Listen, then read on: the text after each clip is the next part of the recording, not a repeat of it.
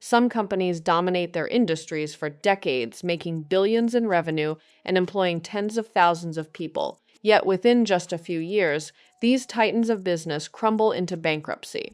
The fall is rarely about bad luck or a single mistake. It's usually about failing to see the future that's right in front of them. The story of Blockbuster is the most striking example of how success can blind a company to its own extinction. At the height of its power, Blockbuster wasn't just a rental service. It was an empire. In the 1990s and early 2000s, the company operated over 9,000 stores across the world. It employed more than 60,000 people. Blockbuster rented movies and games from nearly every neighborhood street corner, and its business model seemed bulletproof. By 2004, the company generated $5.9 billion in annual revenue. Customers entered stores, browsed physical shelves, and walked out with entertainment for the weekend. The company's revenue was enormous, and its brand was synonymous with movie night itself. For decades, Blockbuster faced no serious competitor. The idea that this giant would vanish within a generation seemed impossible. Investors were confident. Wall Street analysts praised the company. Blockbuster's leadership believed their market position was unassailable and permanent. In the year 2000, a small startup called Netflix approached Blockbuster with an unusual proposal. Netflix offered to run Blockbuster's online business while Blockbuster could handle their physical stores. The founder of Netflix, Reed Hastings, and his team flew to Dallas to pitch the idea to Blockbuster's leadership. What happened next would become one of the most infamous moments in business history. Blockbuster's CEO at the time, John Antioco, laughed them out of the room. He didn't see Netflix as a threat.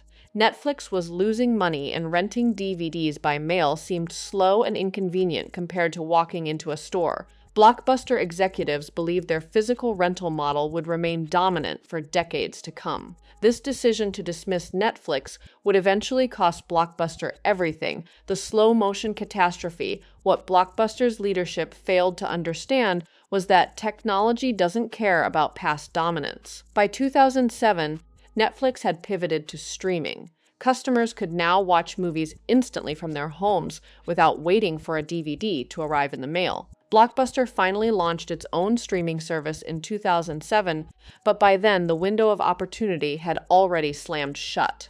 The company was burdened with debt exceeding $1 billion, a massive network of physical stores that were becoming increasingly expensive to maintain, and a customer base that was rapidly migrating to cheaper, more convenient alternatives. Netflix invested billions in streaming infrastructure and original content production. They developed shows like House of Cards and Stranger Things. Blockbuster, meanwhile, was still trying to manage thousands of underperforming retail locations while simultaneously trying to compete in the digital space with a fraction of Netflix's resources and commitment. The late fees that had once generated massive profits for Blockbuster became a symbol of corporate greed. In the year 2000, late fees alone accounted for 16% of Blockbuster's total revenue, generating $800 million annually. But customers increasingly resented being charged extra when they returned rentals late. Netflix, by contrast, had eliminated late fees entirely from the beginning.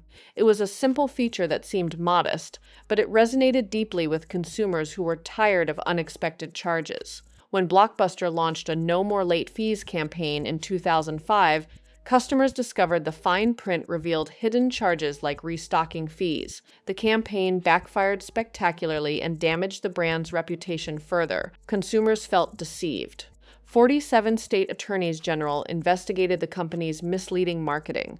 Blockbuster had the resources to win back customer loyalty, but instead they looked cheap and dishonest. The company's leadership faced a critical choice. They could continue investing heavily in their online streaming business and let it cannibalize their physical store revenue in the short term, betting on a profitable future.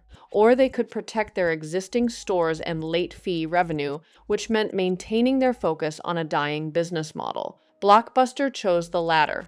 The decision was driven partly by investor pressure to maintain short-term profitability. Carl Icahn, a major shareholder, pushed the company to prioritize immediate earnings over long-term transformation. John Antioco, the CEO who had actually tried to invest more heavily in the online business, eventually left the company in 2007 due to these strategic disagreements with board members.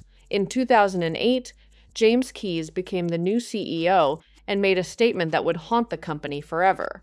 He said he was frankly confused by this fascination that everybody has with Netflix and insisted that Netflix doesn't really have or do anything that we can't or don't already do ourselves. His confidence was misplaced and his vision was dangerously short-sighted. After leaving Blockbuster, Antayoko revealed something remarkable in an essay. He had sold his Blockbuster shares at around $35 each and invested the proceeds into Netflix stock, which was trading at approximately $20 per share at that time. Years later, Netflix shares would eventually reach $200 and beyond, making him a fortune from the very company that had dismissed his pitch.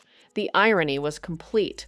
The man who had run Blockbuster and witnessed the Netflix opportunity firsthand had profited enormously from betting on Blockbuster's competitor. The mathematics of collapse, understanding how Blockbuster failed, requires understanding the mathematics of their situation. The company operated roughly 9,000 stores at its peak. Each store had high overhead costs, rent, utilities, employee salaries, and inventory management. Opening and maintaining these physical locations required constant capital investment. When Blockbuster launched their online subscription service called Blockbuster Online in 2004 and later rebranded it as Blockbuster Total Access in 2006, they faced a fundamental problem. Customers could exchange online rentals at physical stores, which was their competitive advantage. But here's what made this model economically impossible. Every time a customer completed this transaction, Blockbuster lost approximately $2 in operating costs. The company was betting that eventually they would accumulate enough subscribers to reach profitability, but this required unprecedented subscriber growth. Netflix, meanwhile, was willing to operate at a loss for years while building its streaming infrastructure and content library. Reed Hastings understood that the future of entertainment was digital. Netflix took 6 years to post its first profit. The company burned through billions of dollars in cash flow, but Hastings remained committed to the vision. By the time Netflix introduced its streaming service in 2007, the company had already laid the groundwork for success. Netflix was prepared to sacrifice short-term profitability for long-term dominance. Blockbuster, by contrast, launched too late and with too much structural baggage from its past. By 2008, the global financial crisis arrived and the situation became dire. Banks that had previously extended credit to Blockbuster became unwilling to lend.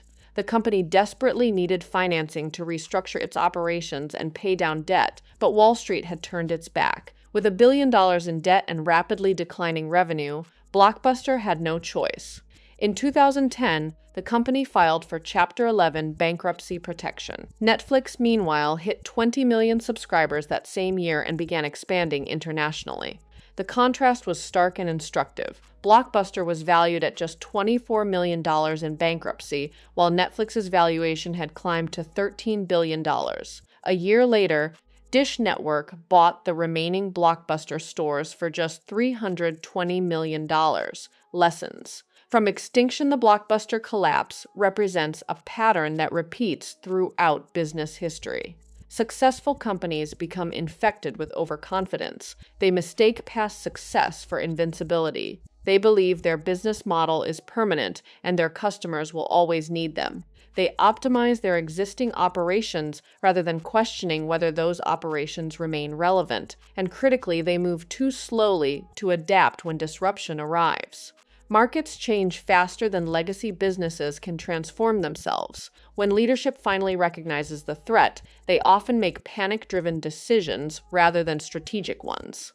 Blockbuster's attempts at streaming came too late and lacked the conviction and resources necessary to compete. The company had the resources. It had the brand recognition. It had millions of customer relationships. What it lacked was vision and the organizational willingness to cannibalize its existing business model in pursuit of a different future. That willingness is what separated Netflix from Blockbuster. The story illustrates how a single decision can echo through decades. The decision to not acquire Netflix for $50 million wasn't just about passing on one opportunity. It represented a fundamental failure to recognize technological transformation. Netflix later became a company worth over $200 billion. The $50 million opportunity that Blockbuster rejected became a company that would reshape entire industries. Only one Blockbuster store remains today, operating in Bend, Oregon, as a historical monument to the dangers of complacency. Companies collapse not because the market suddenly turns against them, but because they systematically ignore the signals of change. They protect their existing profit centers. They assume customers have no alternatives. They underestimate smaller competitors. They move cautiously when the moment demands boldness. And they assume that past dominance guarantees future relevance. Blockbuster's 1,000-store empire, which once seemed unshakable, demonstrates that no business is too big to fail. Success in business is not about winning once. It's about continuously reinventing yourself before the world forces you to.